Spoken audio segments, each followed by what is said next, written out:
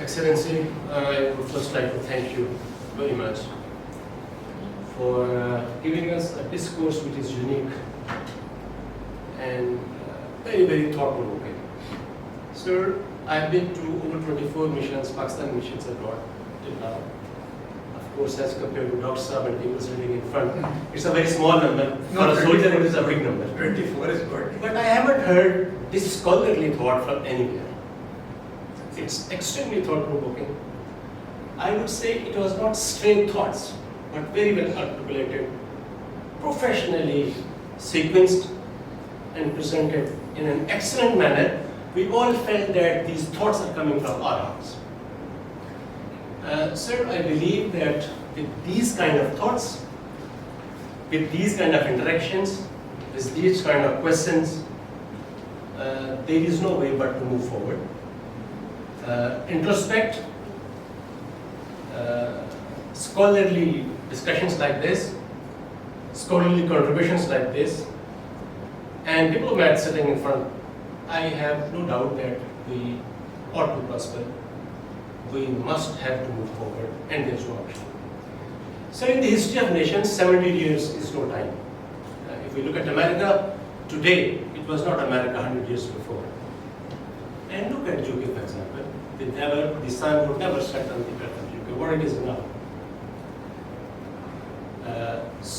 And aptly and very, very professionally pointed out as to the distribution of assets at the time of partition, a state forced to be failed after partition, after independence, but look how and where we have come. We have no doubts in the capability and the potential of Pakistan people, made the civil armed forces, it could be anyone. The only thing that I feel, there is a book, Cdr Sajjad, maybe you have read it, it is Cdr Sajjad at the top leadership. And leadership is nothing but the face of masses. And I think it is not only a local phenomenon in Pakistan, it is worldwide. It's happening all around. Look at how, nobody would think that America would be led by Obama, followed by Trump, and by Biden. Extreme thoughts. Look at how the right, extreme rights everywhere are taking over. Look at Germany. Nobody would thought 10 years before that people would be talking of last time again. But it is happening. After the Cold War, people thought that now the war is over. It's not over. Look at the NATO Secretary General stating that do not think money and economy is more important than their survival and independence. So, in my view, there is no option for Pakistan, especially with the kind of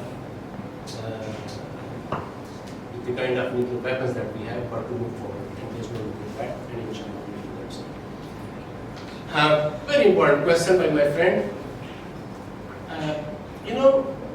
It's not important who is ruling.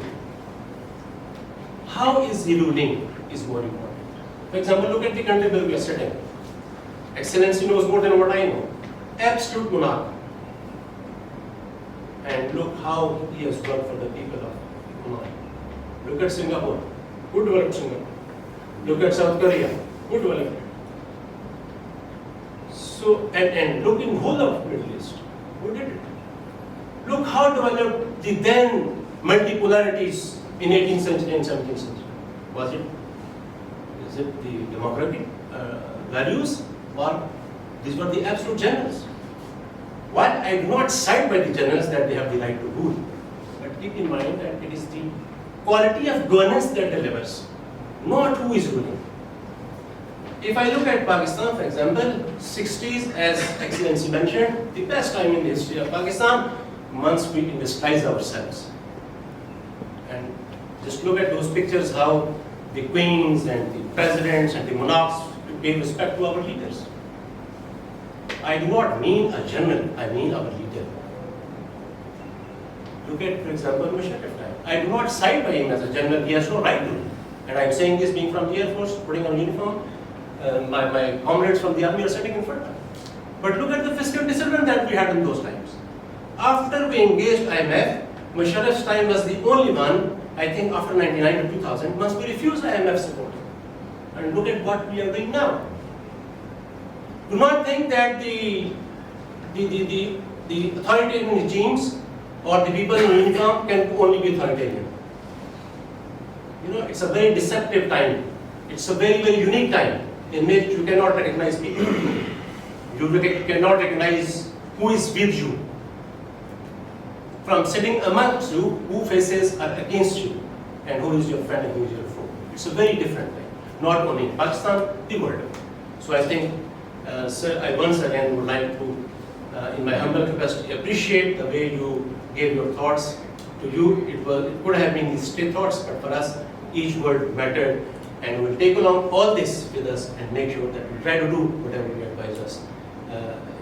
On behalf of NDU, sir, the President of NDU, I would once again like to thank you, your embassy, your staff, for hosting us, not only hosting us, doing wonders to facilitate us, the defense attaché under your guidance.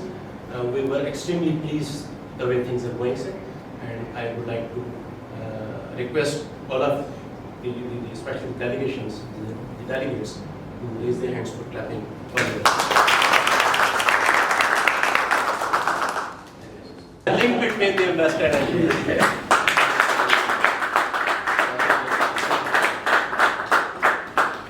Thank you for coming. Thank you for listening to me and your words and your things.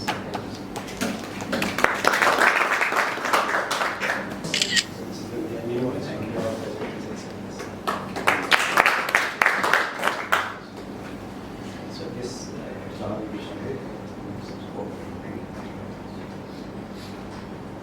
Sir ji Let's जी sir तैयार Is everything ready? जी जी sir Please.